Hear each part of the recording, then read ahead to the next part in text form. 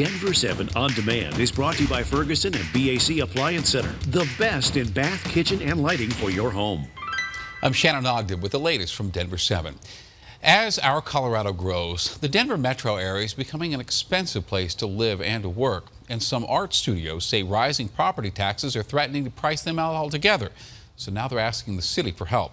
Denver 7's Megan Lopez shows us one gallery's struggle to survive in these changing times.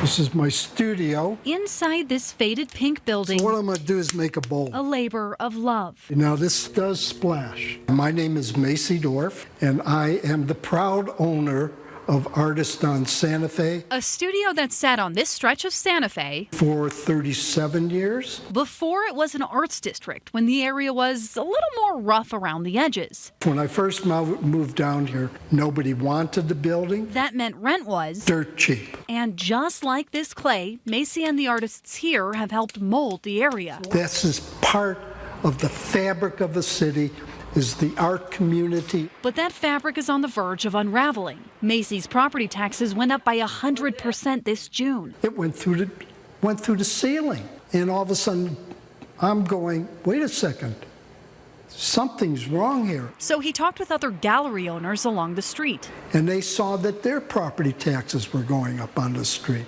threatening to break the mold these galleries help create. I don't have that kind of money. The gallery barely pays its rent 6 months a year. Macy's afraid this Santa Fe Arts District could die off like others have. Look at Navajo. It's gone. All the galleries had to leave. They all went to Lakewood. Or it could be turned into another Rhino where big developers swooped in. Rhino's got deep, deep pockets. This whole street is made up of individuals who happen to own property. For now, Macy and the artists here are still putting their passion into practice, It's a magic. hoping the city will help save the arts district they shaped. Maybe we can do something to alleviate the pressure.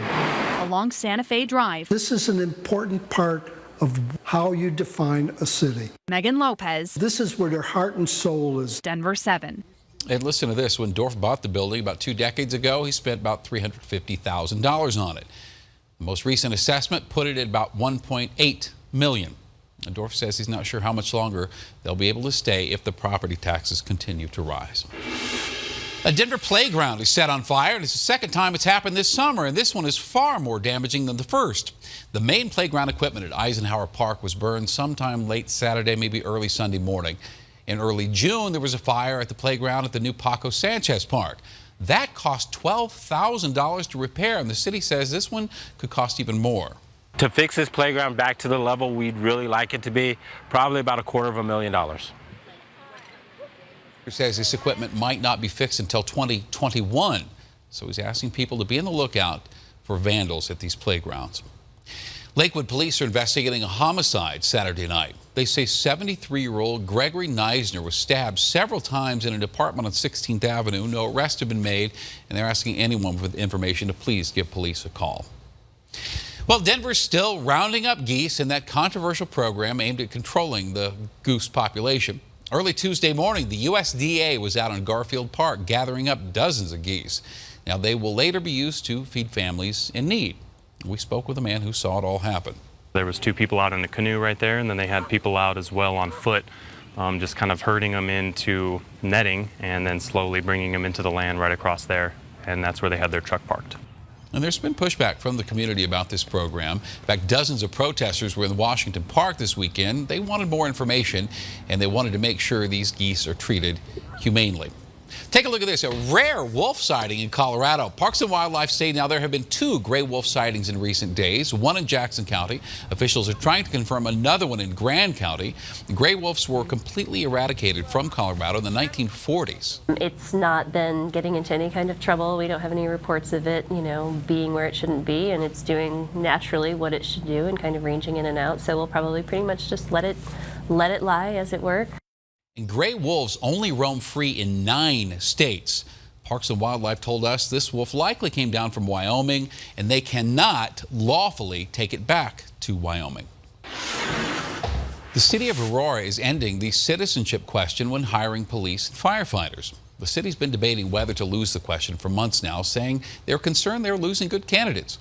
1 in 5 people in Aurora was born outside the U.S., and supporters say the city's hiring practices should reflect that. It's a good idea based on the diversity of our country and our city.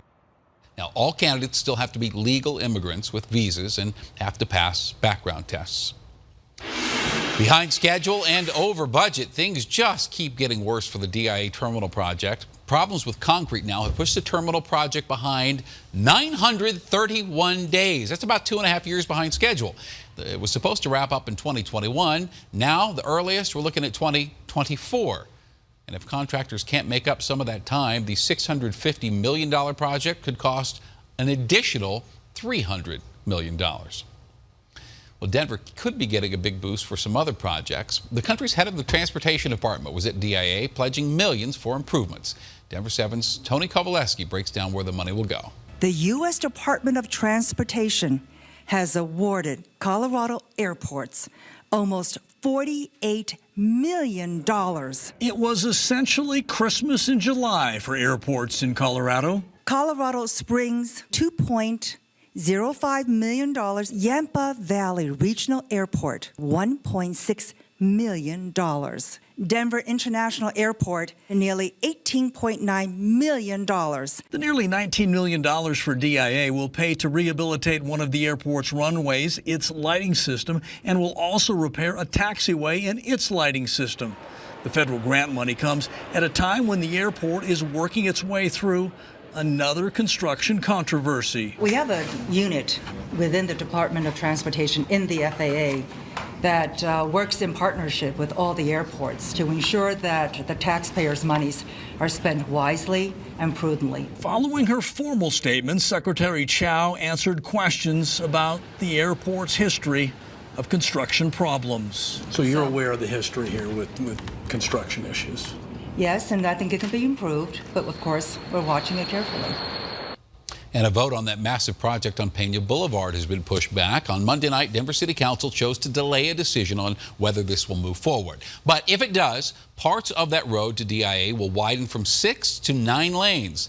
It would cost $93 million, supposed to start in January. Council said they want to give this more thought, but they also want to wait until the new council members are sworn in.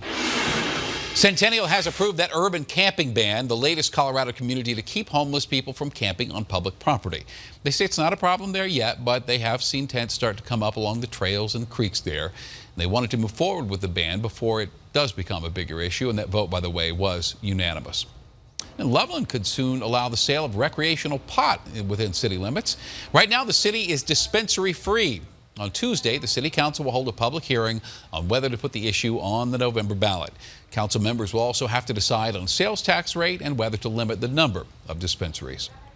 And from your First Alert Weather Center tonight, here's a look at your forecast now. We have moved into a beautiful summer pattern. Hot weather is coming in, and it's going to stay that way.